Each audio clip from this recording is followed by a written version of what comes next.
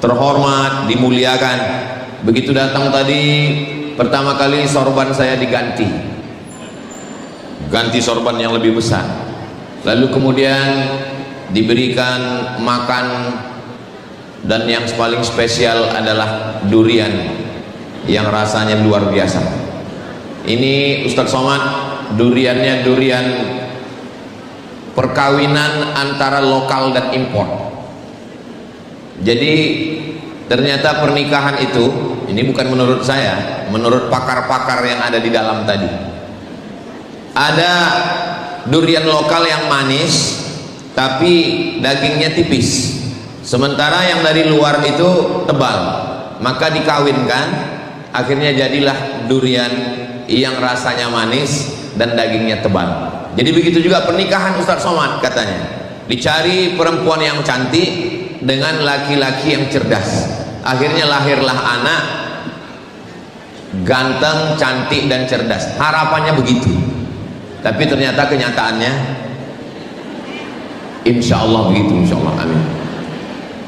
Semua yang hadir ini insya Allah istiqomah iman dan Islam, keluarganya sakinah mawaddah warahmah, anak keturunannya soleh dan solihah, dan pada akhirnya kita semua mati dalam keadaan husnul khatimah, dan kita semua masuk ke dalam surga bersama Rasulullah sallallahu alaihi wasallam. Sakinah bukan hanya sekedar rumah tangga, bukan hanya sekedar rumah, tapi jalan menuju surga. Mudah-mudahan ini harapan kita semua insyaallah. Amin. Mudah-mudahan yang belum ada jodoh diketemukan dengan jodoh yang baik-baik. Yang bilang amin yang udah nikah aja. Yang bilang amin yang belum nikah aja. Kalau rumah itu hanya sekedar tempat tidur, apa bedanya rumah sama hotel? Kalau rumah itu hanya sekedar tempat makan, apa beda rumah dengan restoran? Kalau rumah hanya sekedar tempat duduk, apa beda rumah dengan halte bis, stasiun kereta api? Jadi rumah kita jadikan sebagai jalan menuju surga. Baiti jannati, rumahku adalah surgaku. Bidadarinya siapa? Bidadarinya inilah yang ada di depan saya ini, bidadari-bidadari surga semua insyaallah. Kalau tuan pergi ke Mekah, jangan lupa mampir ke Madinah. Sudah lama Ustadz Abdul Somad ceramah, hari ini disambut dengan karpet merah. Karpet merah. Datang disambut dengan tola al badru alaina, solawat, karpet merah, naik tangga, duduk di atas kursi. Saya sangka saya yang paling tinggi, ternyata ada yang lebih tinggi lagi di atas. Hai Besti, ini bidadari-bidadari surga semua insyaallah. Suaminya nggak ikut, mereka nonton streaming dari rumah. Mudah-mudahan kebahagiaan ini tidak hanya di ruangan ini, tapi nanti kita bawa pulang ke rumah insyaallah. Kalau istrinya bahagia, suaminya bahagia. Kalau istrinya bahagia, anaknya ikut bahagia. Begitulah hebatnya energi perempuan. Kenapa saya bisa ceramah 4 hari sekarang di Nusa Tenggara Barat? Datang hari Jumat, Sabtu, Ahad, Senin. Kenapa saya bisa 4 hari ini bebas ngomong, ceramah kesana kemari? Karena istri saya nggak nelpon-nelpon. Coba kalau sebentar-bentar video call, sebentar-bentar nanya, sebentar ngasih tahu lampu mati, sebentar-bentar ngasih tahu akuarium tumpah, sebentar-bentar ngasih tahu. Mungkin saya waktu ngomong itu nggak fokus lagi, apalagi tadi malam tablik akbar rame. Mungkin waktu mau bilang takbir jadi pampers. Di balik laki-laki yang luar biasa ada perempuan 2 orang yang luar biasa, ibu dan istri. Dan yang di hadapan saya ini adalah ibu dan istri, calon ibu dan calon istri. Bagi yang sudah, alhamdulillah. Bagi yang belum, insya Allah. Bagi yang sudah ada kesempatan nggak mau, innalillah. Semoga semuanya baik-baik saja insya Allah. Amin ya rabbal alamin. Pada kesempatan ini yang mau saya sampaikan ini ada 5 poin. Saya selalu biasanya kalau ceramah itu pakai poin 1, 2, 3, 4, 5. Tujuannya apa? Supaya adik-adik mahasiswa bisa mencatat dengan baik. Biasakan untuk mencatat pointer-pointer supaya mudah untuk mengingat. Dan tolong ingat ini baik-baik, karena ini nanti akan keluar dalam UAS, ujian akhir semester. Poin yang pertama adalah status laki-laki dan perempuan dalam Islam sama. Sakinah sama statusnya. Al-mu'minun laki-laki, wal mu'minat perempuan, ba'dhuhum awliya'u ba'd. Laki-laki dan perempuan saling tolong menolong. Iya, tapi laki-laki kan harta warisannya lebih banyak Pak Ustaz. Lidzakari mithlu hadzil unthayain. Kalau perempuan dapat 50, laki-laki dapat 100. Itu berarti laki-laki lebih hebat. Laki-laki dapat harta warisan 2 kali lipat, bukan berarti dia lebih hebat, tapi karena tanggung jawabnya lebih berat. Siapa yang ngasih nafkah? Laki-laki. Siapa yang bayar biaya nikah? Laki-laki. Siapa yang ngasih mahar? Laki-laki. Laki-laki yang hebat, yang berani ngasih mahar, bukan tiap datang cuman bawa mawar. Laki-laki harta warisannya lebih banyak karena dia punya tanggung jawab lebih besar. Makanya sekarang banyak laki-laki yang gak siap jadi laki-laki. Jenis kelaminnya laki-laki tapi melambai. Akhirnya menang kontes lady boy. Wajahnya lady, kakinya boy. Maka anak-anak kita dididik untuk menjadi laki-laki. Ada yang mengatakan laki-laki melindungi perempuan, laki-laki mengayomi perempuan, laki-laki yang menjaga perempuan. Khuliqatil mar'atu min dila. Perempuan itu diciptakan dari tulang rusuk. A'wajuha a'laha. Tulang rusuk paling atas yang paling bengkok. Jantung di dalam, berdegup, berdetak, 2 jari sebelah kiri. Itu jantung yang normal. Kalau jantung yang tidak normal, biasanya detak jantung itu tidak normal disebabkan 2. Yang pertama jatuh cinta, yang kedua jatuh tempo. Perempuan itu adalah tulang rusuk yang melindungi jantung. Laki-laki itu jantungnya. Sekarang saya tanya, jantung itu bisa selamat kalau tabrakan, na'udzubillah, itu jantungnya tidak pecah karena ada tulang, dan tulang itu adalah perempuan. Jadi kalau begitu, laki-laki melindungi perempuan atau perempuan melindungi laki-laki? Tadi katanya laki-laki melindungi perempuan, begitu cepat berpindah ke lain hati. Jadi yang betul itu adalah perempuan melindungi laki-laki. Siapa yang paling tahu rahasia Pak Gubernur? Siapa yang paling tahu rahasia Ustadz Somad? Jadi kalau begitu, dibalik penguasa, dibalik pejabat, dibalik orang kaya, dibalik siapapun, dibalik kiai, ustadz, tuan guru dan ulama, ada perempuan-perempuan yang hebat, yang luar biasa, dan perempuan-perempuan yang melindungi suami, melindungi anak, melindungi rumah tangga. Inilah yang ada di depan saya ini. Kami hari ini laki-laki ini sebagai minoritas hari ini. Makanya saya dikawal oleh bapak-bapak profesor, pejabat-pejabat UNRAM. Kenapa? Khawatir diterkam oleh gerakan emak-emak radikal. Saudara yang dimuliakan Allah Subhanahu wa taala, prinsip yang pertama, kita baru bisa berjalan kalau kita merasa bahwa kita punya porsi yang sama. Saya selalu nasihatkan kepada santri-santri perempuan, kalian jangan mau direndahkan, dilecehkan. Kalian dalam Islam derajat kalian tinggi. Ini sekarang banyak laki-laki melecehkan perempuan. Saya suami, kamu perempuan, kamu istri, saya laki-laki. Maka ketika kita menikah, surat tanah kamu, surat rumah kamu, STNK BPKB milik saya. Itu pembodohan. Dalam Islam, laki-laki dengan perempuan memiliki hak yang sama. Ba'duhum awliya'u ba'd. Mereka saling tolong menolong. Ya'muruna bil ma'ruf, berbuat kebaikan. Wa yanhauna 'anil munkar, melarang kemungkaran. Justru kalau dipikir-pikir, misal seorang laki-laki PNS, gaji ditambah uang tunjang, uang sipak, uang sundul, uang tanduk, semuanya total 1 bulan 5 juta. Istrinya juga kerja di kantor yang sama, istrinya juga punya gaji 5 juta. Gaji suami 5 juta, gaji istri beserta tunjangan 5 juta. Pertanyaannya, Apa beda gaji suami dengan gaji istri? Gaji suami yang 5 juta ada 5 tanggungan. Pertama, untuk makan. Kedua, pakaian. Ketiga, tempat tinggal. Keempat, pendidikan. Kelima, perhatian. Gaji istri yang 5 juta bersih, nggak dikurangi apapun. Suara saya jelas? Jadi kalau begitu hebat laki-laki apa perempuan?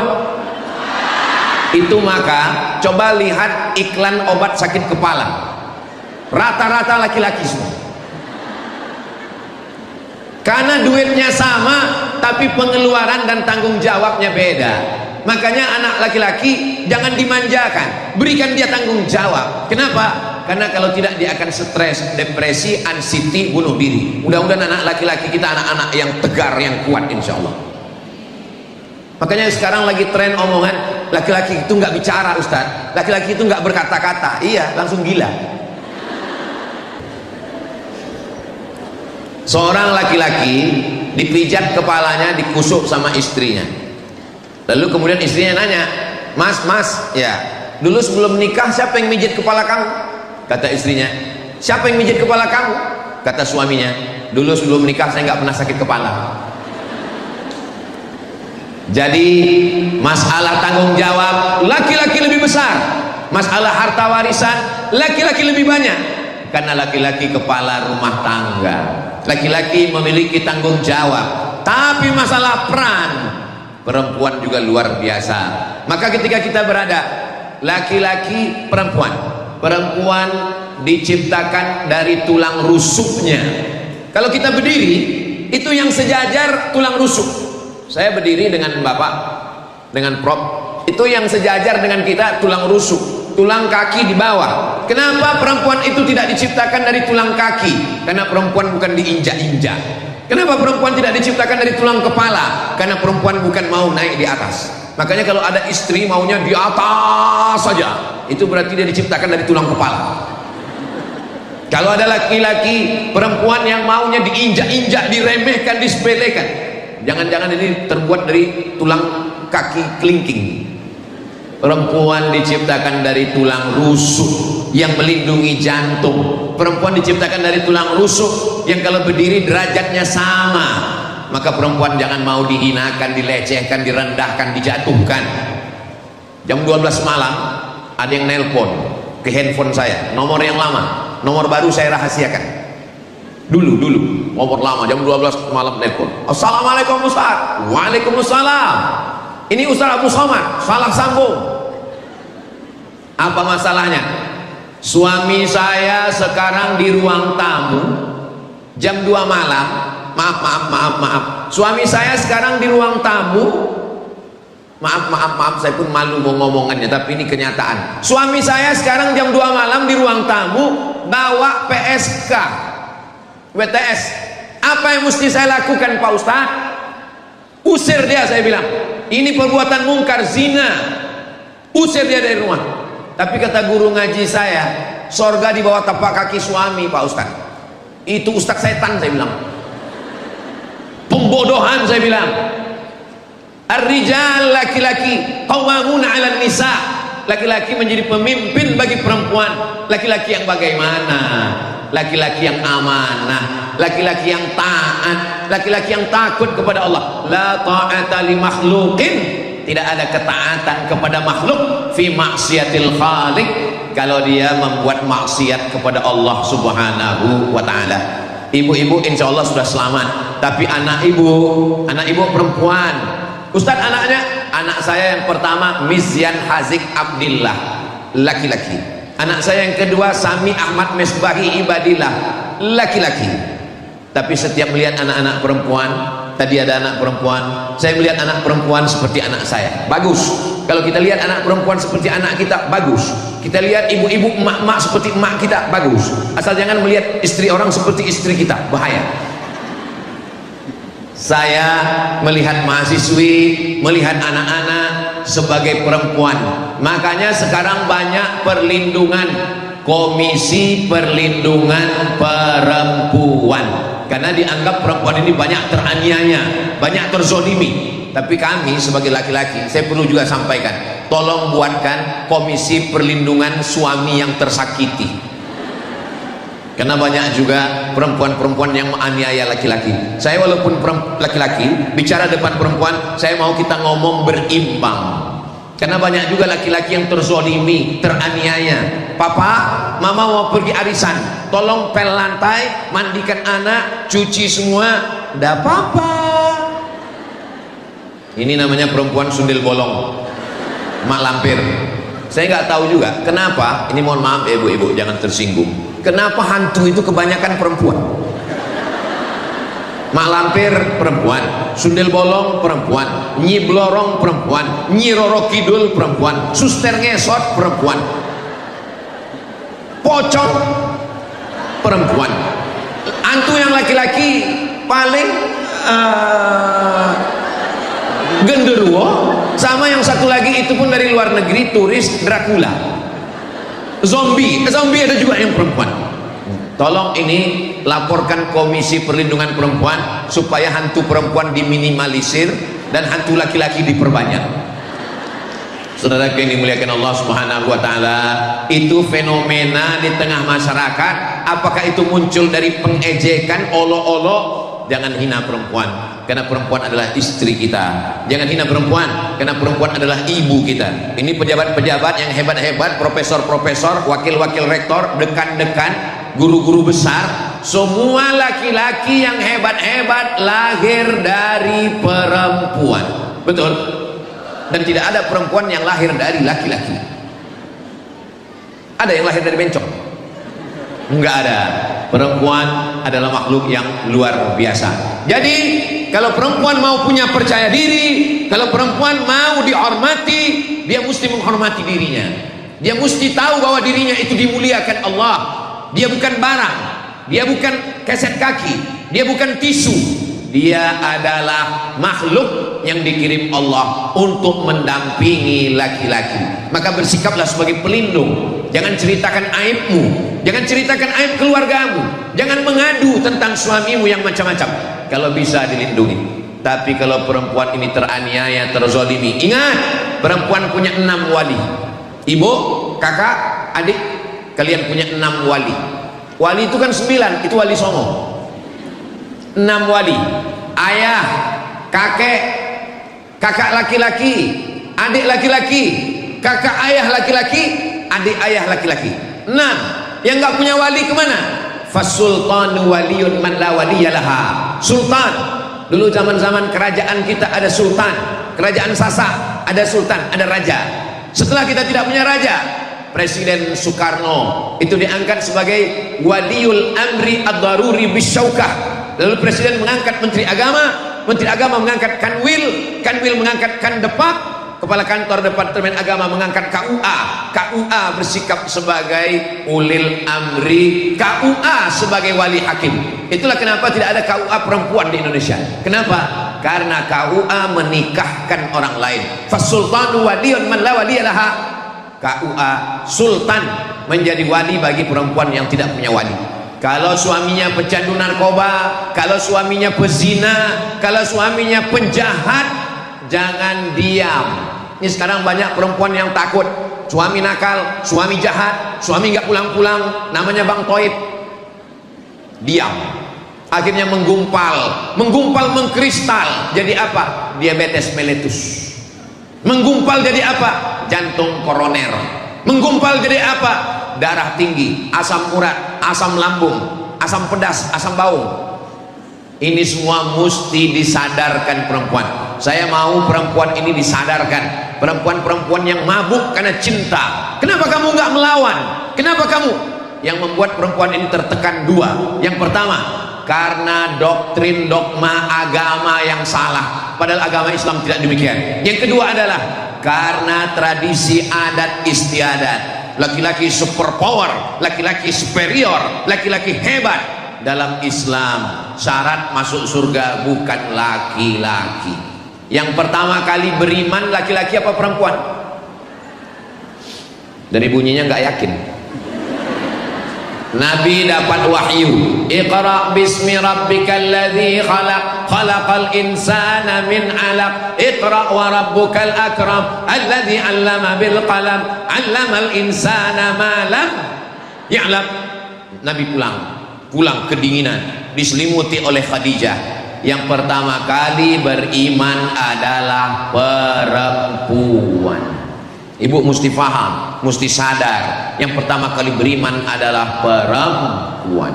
Saat Nabi masuk ke dalam surga, Nabi menoleh ke belakang, Nabi melihat, yang dilihat Nabi ke belakang adalah perempuan.